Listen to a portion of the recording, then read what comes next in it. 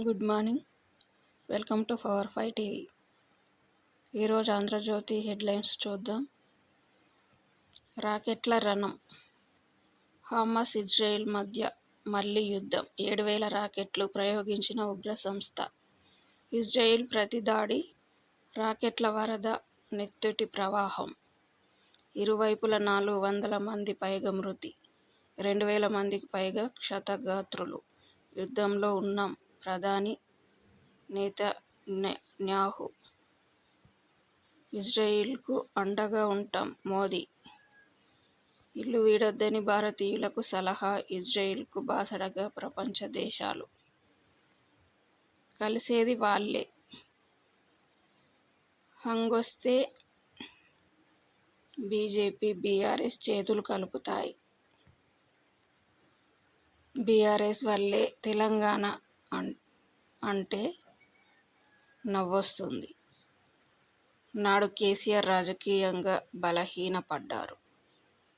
కావాలనుకుంటే ఆయనను పక్కన పెట్టేవాళ్లం. ప్రజల కాంక్ష మేరకే తెలంగాణ. కానీ ఆశయాలు నెరవేరలేదు. రాష్ట్రంలో బీజేపీ పనైపోయింది. మాదే గెలుపు. బీఆర్ఎస్ పోటీ. ఆంధ్రజ్యోతితో చిదంబరం.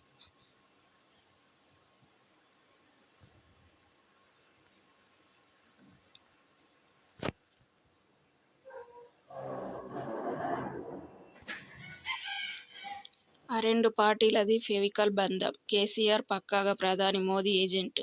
ఓవైసీ సోనియాను తిడితే భారీ మూల్యం. కాంగ్రెస్ వచ్చాక క్రైస్తవ సంక్షేమ బోర్డు టీపీసీసీ అధ్యక్షుడు రేవంత్ రెడ్డి వ్యాఖ్యలు. తెలంగాణ అభివృద్ధి ఒక ఇంటిలోనే.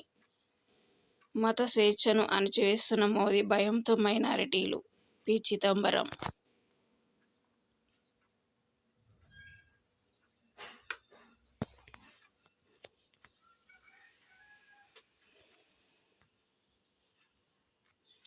అరవై 62 మంది ఖరారు. కాంగ్రెస్లో ఏకాభిప్రాయం.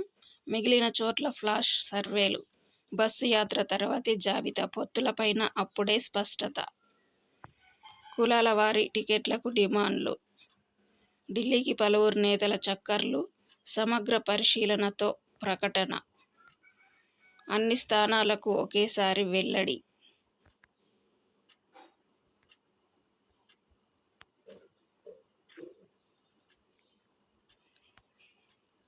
రేవంత్ రెడ్డి కాదు, రేటెంత రెడ్డి. కాంగ్రెస్లో ఇలాగే పిలుస్తున్నారు. ఇష్టారీతిన టికెట్లు అమ్ముకుంటుండు. ఎన్నికలయ్యాక కాంగ్రెస్కు ధోకా. 10 మంది ఎమ్మెల్యేలతో బీజేపీలోకి. కాంగ్రెస్ పార్టీకి కర్ణాటక, బీజేపీకి గౌతమ్ అదానీ ఫండింగ్. కామారెడ్డిలో సీఎం కేసీఆర్కు రికార్డు విజయం. కేటీఆర్ నియోజకవర్గంలో శంకుస్థాపనలు. సభ అనంతరం స్వల్ప అస్వస్థత.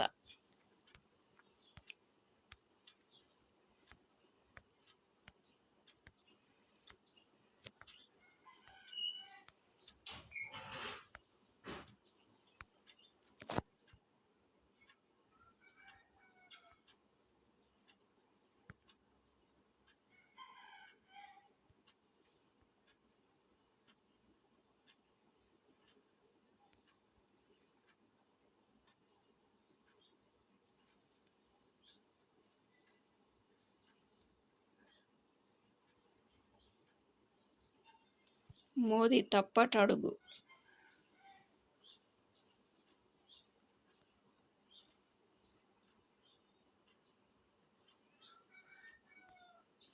వాక్చాతుర్యం, హావభావాలు, ఎత్తుగడలతో దేశ రాజకీయాల్లో తనకు సమవుజ్జీ లేరన్న అభిప్రాయాన్ని ఇన్నాళ్లుగా ప్రధాని మోదీ ప్రజల్లో కలిగించారు. అలాంటి మోదీ నిజామాబాద్ సభలో మాత్రం పప్పులో కాలేశారు. జీహెచ్ఎంసీ ఎన్నికల తర్వాత కేసీఆర్ ఢిల్లీలో తనను కలిసి అత్యంత వినయంగా శాలువా కప్పి మరీ బీఆర్ఎస్ను ఎన్డీఏలో చేర్చుకోవలసినదిగా అభ్యర్థించారని చెప్పారు. కేటీఆర్ను సీఎం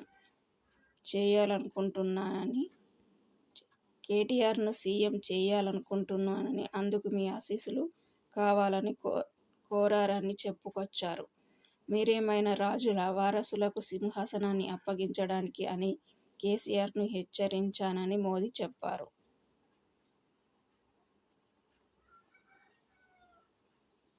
ప్రధాని స్థాయి వ్యక్తి అంతర్గత సంభాషణలను ఇలా చెప్పడం పలువురిని ఆశ్చర్యానికి గురి చేసింది. రహస్యాన్ని బహిర్గతం చేయడం వల్ల ఆయనకు గానీ, బీజేపీకి గానీ లాభం కంటే నష్టమే ఎక్కువ జరిగిందన్న అభిప్రాయం ఏర్పడింది. బీఆర్ఎస్, బీజేపీ మధ్య రహస్య అవగాహన ఏర్పడిందన్న అభిప్రాయం తెలంగాణలో విస్తృతంగా ప్రచారంలో ఉన్న తరుణంలో మోదీ ఇలా మాట్లాడడం ఆ ప్రచారానికి ఊతమిచ్చినట్లయింది. 2018 ఎన్నికలప్పుడు అప్పటి బీజేపీ రాష్ట్ర అధ్యక్షుడు లక్ష్మణ్ తమను కలిసి పొత్తు ప్రతిపాదన తెచ్చారని కేటీఆర్ మరో గుట్టు విప్పారు. అటు మోదీ, ఇటు కేటీఆర్ పరస్పరం రహస్యాలు చెప్పేయడంతో కాంగ్రెస్ పరిస్థితి రొట్టె విరిగి నేతిలో పడ్డట్లు అయ్యింది.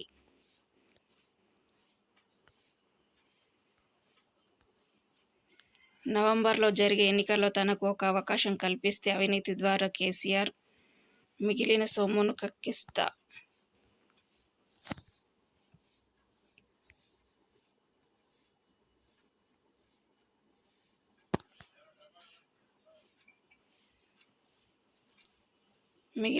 మిగిలిన సొమ్మును కక్కిస్తానని మోదీ చెప్పుకొచ్చారు. మోదీ దేశ ప్రధాని తెలంగాణ ఎన్నికల్లో ప్రభుత్వ ఏర్పాటుకు అవకాశం ఇవ్వాలని కోరటం ఏమిటో అర్థం కావడం లేదు.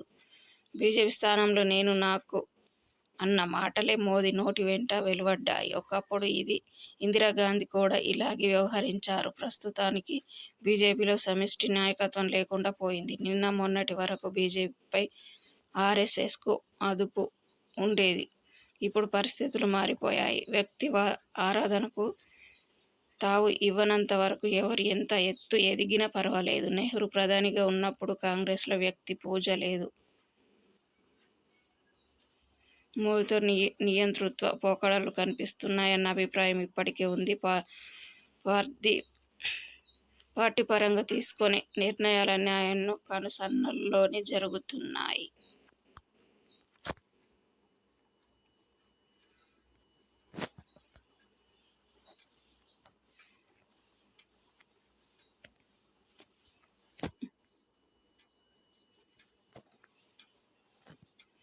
బీజేపీకి 30 సీట్లు వచ్చినా మనమే ప్రభుత్వం ఏర్పాటు చేస్తామని బిఎల్ సంతోష్ ప్రకటించారు. అంటే బీఆర్ఎస్తో కలిసి ప్రభుత్వం ఏర్పాటుకు స్కెచ్ వేస్తున్నారన్న అనుమానం ఎవరికైనా కలుగుతుంది.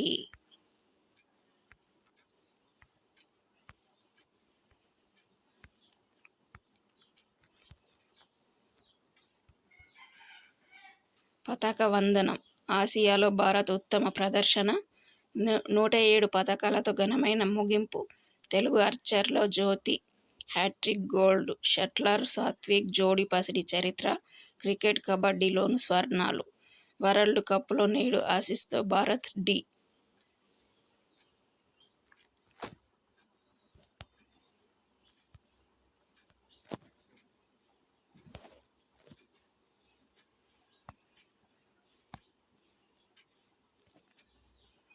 ఆంధ్రజ్యోతి 2వ పేజ్. రాకెట్ల వాన, నెత్తుటి వరద.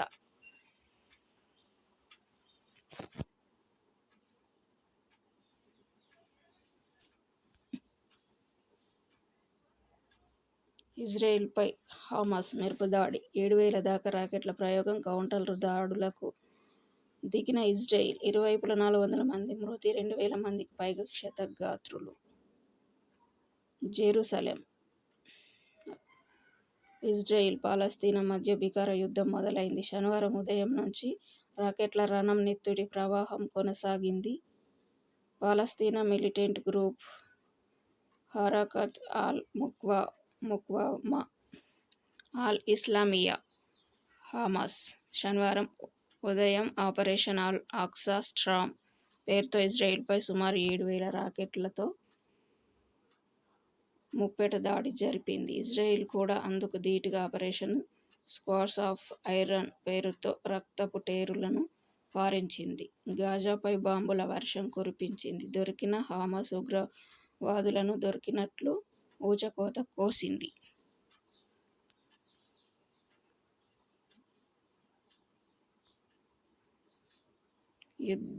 యుద్ధ సైరన్లతో తెల్లారింది భారతీయ విద్యార్థుల ఆవేదన. ఇజ్రాయెల్కు అండగా ఉంటాం.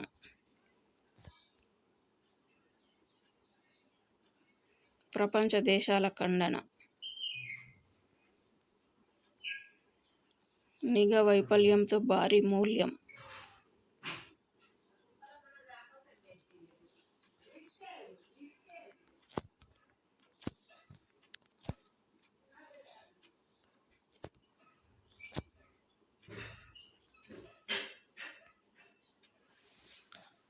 ప్రజలను తప్పుదోవ పట్టించే ప్రకటనలు వద్దు, వైద్యులకు వైద్య కమిషన్ సూచన.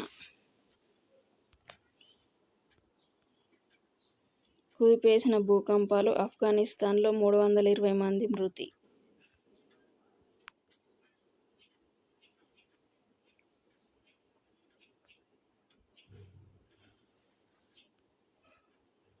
రాజస్థాన్లోనూ కులగణన, సర్కార్ ఆదేశం. జైపూర్, న్యూఢిల్లీ. తెలుగు నటి సరళకుమారి సిక్కింలో గల్లంతు.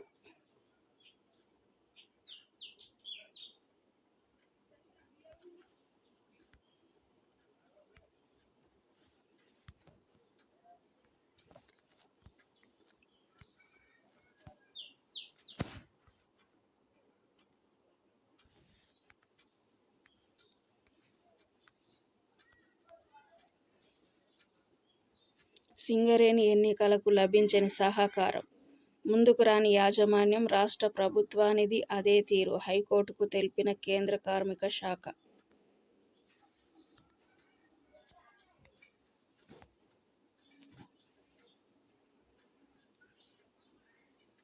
Narmetta CI SI suspension. భూ వివాదంలో అమాయకుడికి బెదిరింపులు, వేటు వేసిన సిపి రంగనాథ్. ప్రజల ఆకాంక్షల మేరకే తెలంగాణ రాష్ట్రాన్ని ఇచ్చాం, కానీ నాటి ఆశయాలు నెరవేరలేదు. ఈసారి ఎన్నికల్లో కాంగ్రెస్దే గెలుపు. ఆంధ్రజ్యోతి ప్రత్యేక ఇంటర్వ్యూలో కేంద్ర మాజీ హోంమంత్రి చిదంబరం.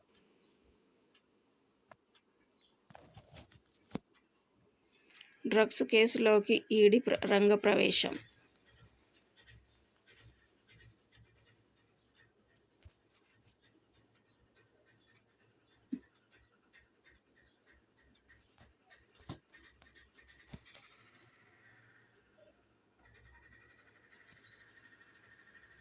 మనీ లాండరింగ్ పైన దర్యాప్తు 10న విచారణకు రావాలంటూ నవదీప్కు నోటీసులు. టాలీవుడ్ పాత కేసులో కలిపి ప్రశ్నించే అవకాశం. హైదరాబాద్ న్యూస్.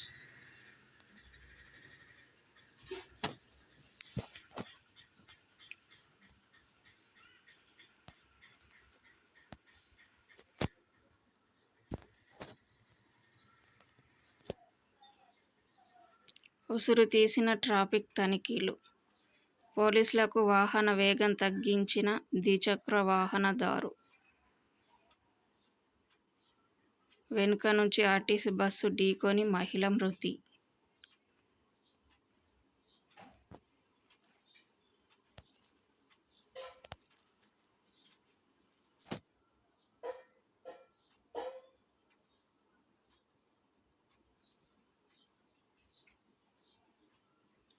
ఆంధ్రజ్యోతి 4వ పేజ్.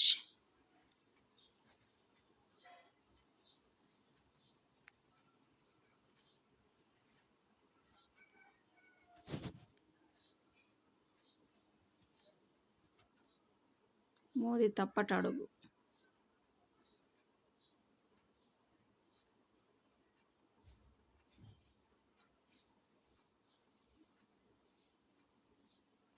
అవినీతి కేసులలో మనీ ట్రయల్కు సంబంధించి కనీస ఆధారాలు ఉన్నాయా లేవా అని చూడకుండా మెకానికల్గా రిమాండ్ విధించడం ప్రస్తుత న్యాయ వ్యవస్థలో కనిపిస్తున్న లోపం. లిక్కర్ కుంభకోణంలో సిసోడియా పాత్రపై ఆధారాలు లేకపోయినా 8 నెలలుగా రిమాండ్లో ఉంచడం సమర్థనీయమా? చంద్రబాబు విషయంలో కూడా ఇలాగే జరుగుతుంది. కోడికత్తి కేసులో పెద్ద డ్రామా చోటు చేసుకుందని వెల్లడయ్యాక కూడా నిందితుడు శ్రీనివాసరావును 5 ఏళ్లుగా జైల్లోనే నిందించి ఉంచడం న్యాయ వ్యవస్థకు శోభనివ్వదు. కనీసం 2 నెలలైన చంద్రబాబును జైల్లో పరిమితం చేయాలన్నది పాలకుల కోరిక ఫలిస్తుందో లేదో తెలియదు గానీ నిర్దోషి అయినప్పటికీ చంద్రబాబు అన్యాయంగా జైలు జీవితం గడుపుతున్నారు. ఈ దుస్థితి పరిష్కారాన్ని న్యాయ వ్యవస్థలో మాత్రమే అన్వేషించాలి.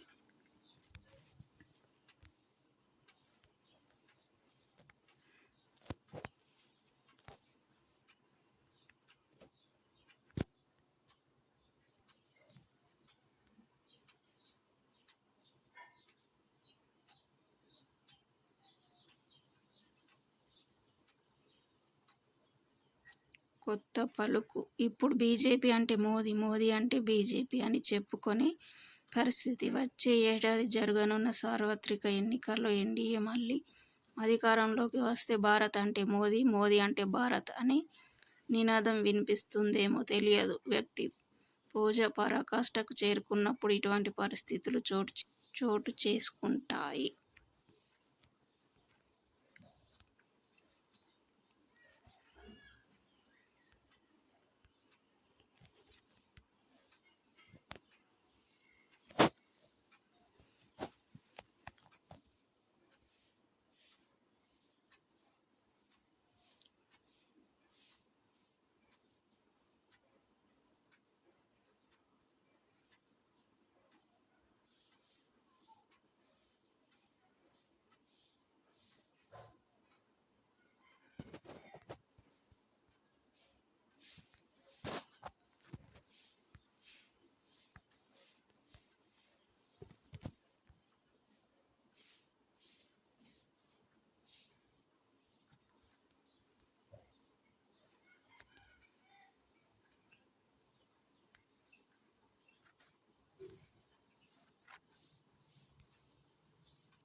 తెలంగాణలో బండి సంజయ్ నాయకత్వాన్ని ఎందుకు మార్చారో రాష్ట్రానికి చెప్పిన బీజేపీ నేతలు ఎవరూ చెప్పలేకపోతున్నారు. ఉత్తరాది మోడల్నే ఇక్కడ అమలు చేయాలని అనుకోవడం వల్లనే తెలంగాణలో బీజేపీకి ప్రస్తుత పరిస్థితి ఏర్పడింది.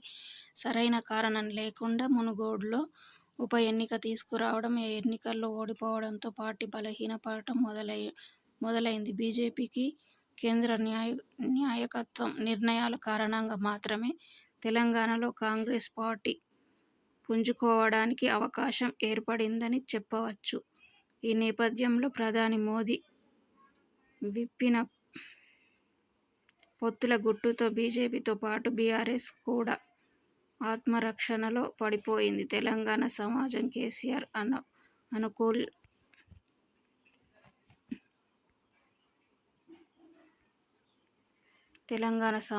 కేసీఆర్ అనుకూల, వ్యతిరేక శిబిరాలుగా విడిపోయింది. ఈ పరిస్థితులలో కేసీఆర్ వ్యతిరేక శిబిరంలో నమ్మకం కలిగించగలిగే పార్టీకి మాత్రమే ఆదరణ ఉంటుంది.